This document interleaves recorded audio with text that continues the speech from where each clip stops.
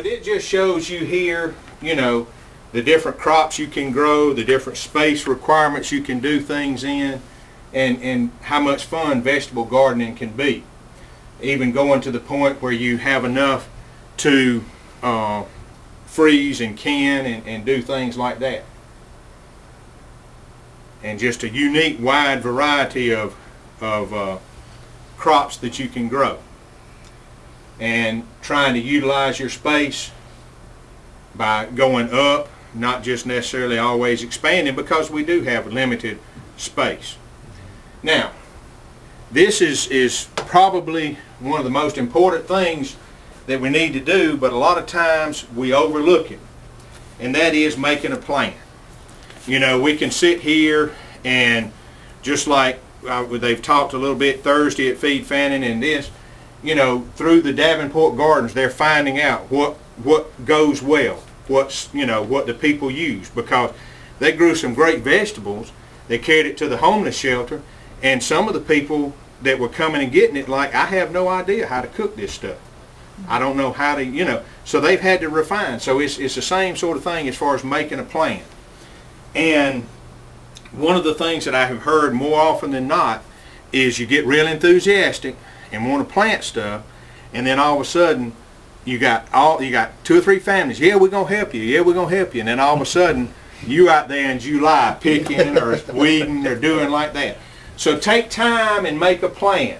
What does the family like? I mean, my dad came up with a recipe for pizza squash where he took squash and added tomatoes and cheese and all that just to get us to eat squash. So if you know that the family's not going to eat much squash, you don't want to plant a whole bunch of squash, you know. So make you a plan, first of all.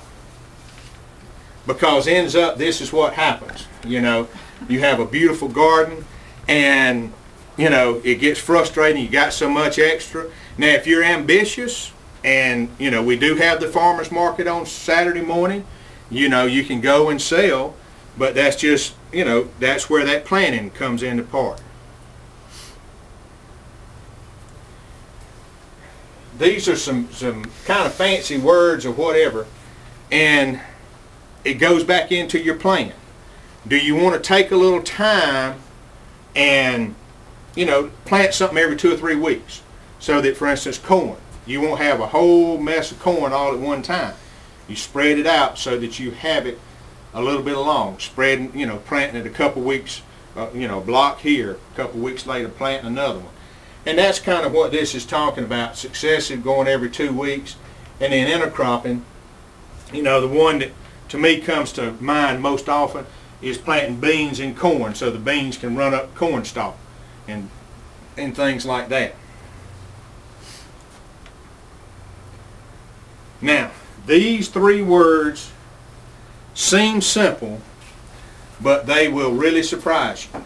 Last year, I did something similar to this, and a fella told me in the middle of the summer, he said, I wish I had listened to what you said, because he was not close to the house, and it doesn't take long for you to get tired. You know, if you've got to walk a long way, or if you've got to drive somewhere, you know. So trying to get where you got a sunny location, that's the #1 issue right there. Then close to the house, so that you can, you know, I mean, most of us working, we get home at 5 o'clock, yeah, the time's going to change and we're going to have a couple of hours to do stuff. But if it's out of sight, you go a week at the time without going down there. Or if it's a long way to get to, then, you know, so trying to pick a place close to the house, and then access to water. I mean, you know, you hear all predictions, we've had all this rain, and we think, you know, but it doesn't take long with a vegetable plant as tender as it is, you go without water. So, you know, do you want to be close to a creek where you can pull some water out of the creek? Have you got a well that you can pump out of, as opposed to using city water? And city water is nothing wrong with it, it's just that you pay for that. If you have a choice, if you can get the morning sun first. And the reason being is you want those plants to dry off, because diseases need an extended wet period for diseases to happen.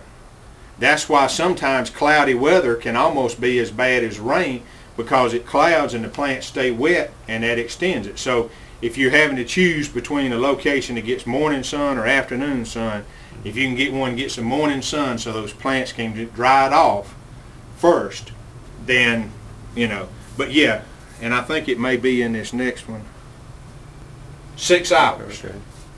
So if you can get 6 hours, then, you know, choosing a location.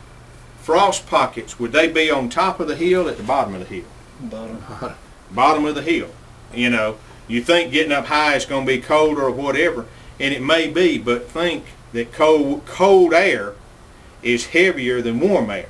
So cold air is going to settle down, and, you know, and that's always a catch-22. We were talking about the planting date of May the 15th. You know, some of the best soil is down by the river, you know, in the riverbed.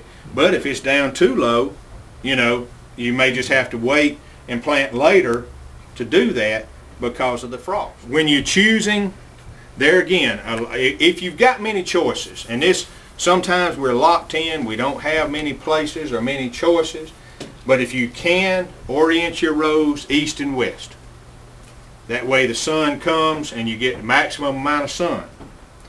And also, your taller crops, you want to plant on the north side, because, you know, most of the sun will be coming from the south and it won't shade that way. But this is where that garden plan, just like we're talking about, where you know, you don't want to put running crops right in the middle of your garden, because they're going to run and take up all your space. So having a plan of where you can do it, of how you want to spread it out. And it's just like over here where you got trellises, where you got your beans running up there. But you can put a lot of crops on a trellis that you might not have thought about. For instance, cucumbers do a good, you know, and they don't take up so much ground space. So just going in and having a little bit of plan. One of the things that you want to, and I got a couple of pictures to show this, you know, you want to watch where your trees, trying to stay away, because roots from trees extend out a long way and will really sap the water out of that. Are those sunflowers any benefit, or are they just planted sometimes? To the garden? They're not really any benefit to the garden. It's just people will, a lot of times will do it to attract the birds and the bees for pollination, and then they enjoy taking the seeds and doing that. But you can see, talking about the trees, where you get right here under the tree, where the water has, I mean, the tree roots have extended way on out and just sapped all of the water. So it's competing, and we'll get into it a little bit later on, but this is one of the reasons that square foot gardening or container garden has gotten a lot of popularity, because people might not have the space to have a garden where you can get away from trees.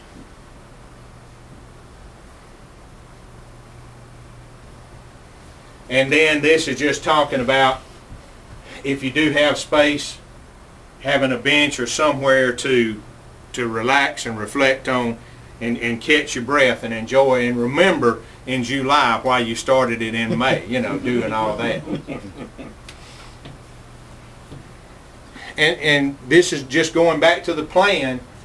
You know, you want to do it for several reasons. You know, spacing them out so that you don't have you tall, and, you know, you can get as fancy as doing computer programs, doing this, doing it on a piece of paper. But a couple of things that you want to keep in mind. Corn, think about a corn plant. You got the flower part, and then the tassels coming out of the ears. That pollen has got to go from that top of that corn down to those ears. That's how they get pollinated.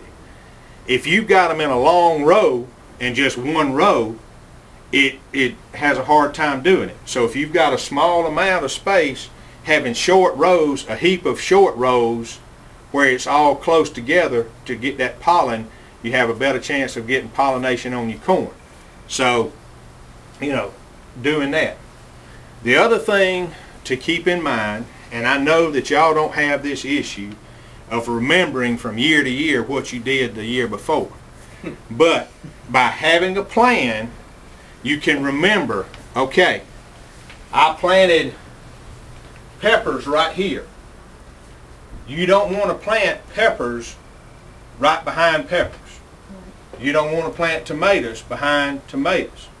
So what you want to do, corn is a grassier type crop. So you want to be sure and save the corn, put it over where the other, and rotate it around. And that just, so many of our diseases are soil borne. And by having this plan, you can remember where you planted stuff so that the next year you can rotate it around.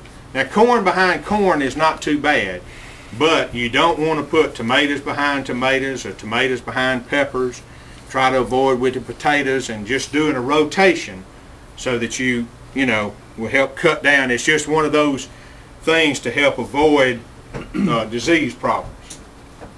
This is just a picture showing that a lot of times we forget just how far roots can travel.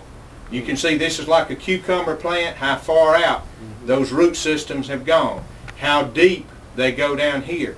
And that's why we need to really, when you're working your garden, if you get a tiller, it's nice to get that top.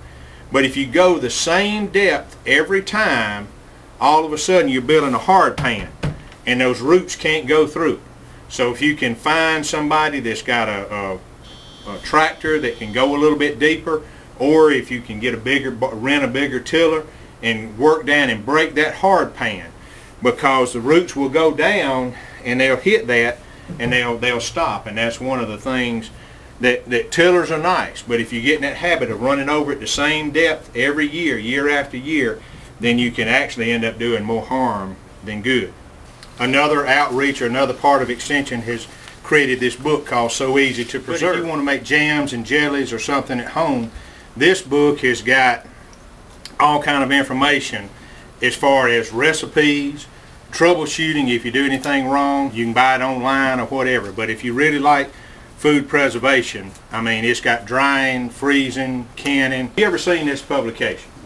I mean, I think 99% of Georgians have seen it. It's put out by the Georgia Department of Agriculture. It used to come out every week, then with cutbacks, and now they ask you to pay $10 a year for you get 26 subscriptions. And it's got, you know, if you're trying to sell livestock, if you're trying to buy equipment, if you're trying to sell goats, or you're trying to sell seed, or the Department of Agriculture has worked with 4-H.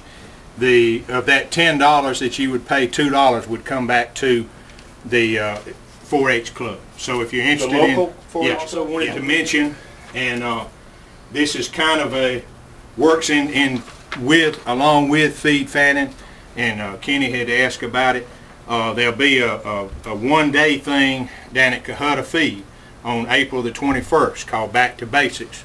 Lady there has worked, and they're going to have classes growing mushrooms, fruit trees, animals, biodiesel. Like I said, it's back. I've got a gardening pamphlet for everybody.